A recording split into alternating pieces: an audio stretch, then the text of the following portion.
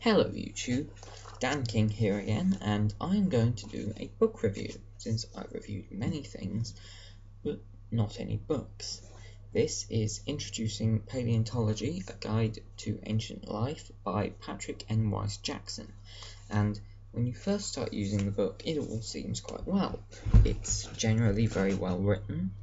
It uses diagrams to express its points. It points out the keywords you will need for your topics, as it's aimed primarily at first-year geology students. And all in all, at the start at least, it seems good. The diagrams themselves, if I get to a few, are very well drawn, but there's a problem with them. Every time you think of something, when you're drawing your own diagram of something that's part of these groups, and you think, what's that bit? You look at these diagrams and find that they're very inadequately labelled. And then you have to go to better books, well, more in-depth books like this one, which will have them and will say what they do. And it's annoying because there's not very much detail in here about what the parts actually do. Also, it does have quite a few mistakes in it. Like, where am I? Here, blastoids. It says here that the earliest blastoids are Silurian in age, clearly completely ignoring Macerdoblastus, which is a mid-Ordovician blastoid, the oldest known blastoid, but not mentioned here, even though it was discovered in 1984. Now, I admit, Clarkson actually makes the same mistake, but this edition was published not that long after it was discovered, so it's not surprising that it wouldn't be in this book. It is surprising that something which is now common, well, not really common knowledge, but quite easy to find, will go unnoticed in a book written in 2012. Yeah. Another thing, a stupid thing, foraminifera. You can probably read that, I don't know if it's gone in backwards.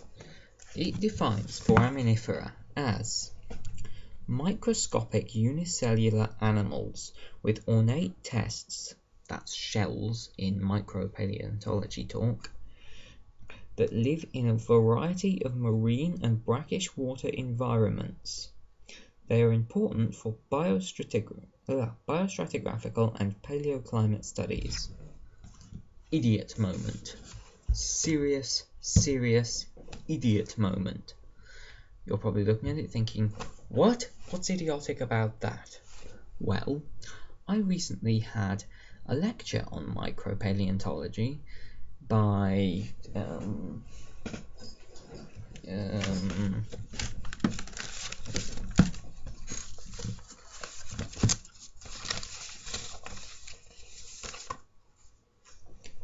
Dr. Kate Littler. And in that lecture, I found out that forams, which is the things in foraminifera, are not animals, but protists. Yeah. Animals, kingdom Animalia. Protists, kingdom Protoctista. Different kingdoms.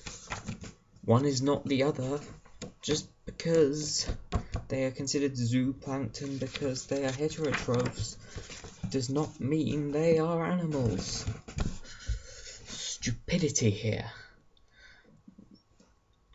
No, I can't say that. You're a senior lecturer and creator of a museum. Sorry, Patrick N. Wyse Jackson. But if you're going to make a basic mistake like that,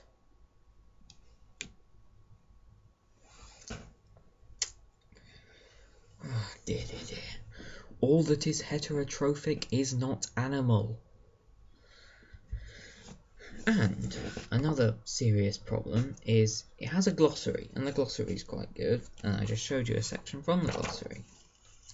but you go back or forwards from the glossary and there's no index, so you can't find what you're looking for the vast majority of the time. All in all, I can't give it a positive review.